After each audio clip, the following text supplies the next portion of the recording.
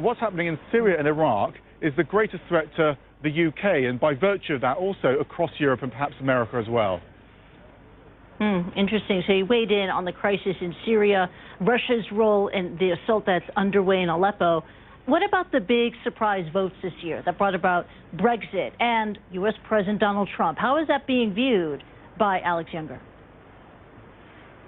Well, it's something he did have to address, because after Brexit there was a huge amount of concern that the British intelligence services wouldn't be operating as closely with the German and the Belgian and the French authorities, for example, and that would create a general reduction in security across the continent, and that wouldn't be good for anyone. At the same time, on the campaign trail, you remember, Donald Trump talked about things like waterboarding and almost offering support for waterboarding, which in this country is regarded as a torture technique, is illegal, and therefore Britain wouldn't be able to cooperate on things like that. So would that damage that key intelligence relationship between the UK and the US, which also plays into intelligence sharing here across Europe? And he said actually he does think there will be continuity in those relationships. So we can only base that, and that's all he really said in it, but we can only base that really on the fact that he must have conversations with the CIA, for example, and with the intelligence agencies in Europe to be able to come up with that sort of conclusion. So it does seem as though those two big political upheavals won't necessarily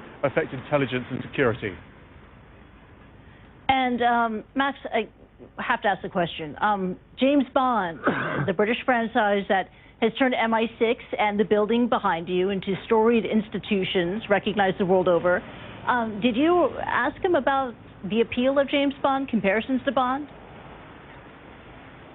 No, well, really it was just a speech. There was an off-the-record moment as well afterwards, but really what he was saying was that James Bond, as great as it's been for the awareness of MI6, not necessarily, well, it's a pretty double-edged sword. He said that people expect agents to be sort of very well educated, to be experts in hand-to-hand combat, for example, and that's actually not what they're looking for now. What they're looking for are a diverse cross-section of the British community, which is very diverse, as you know, Christy. So they want people that can mix into societies around the world. And what was also interesting was that, of course, there's a huge amount of concern about cyber warfare, but they are also relying on traditional intelligence news gathering as well. So they are relying a lot on agents working within terror groups, for example, in Raqqa, in Aleppo, and around the world. So that traditional intelligence gathering is still very important. And for that, you don't necessarily want someone, you know, a white middle-class male from Oxbridge. You want someone that blends into those local environments as well.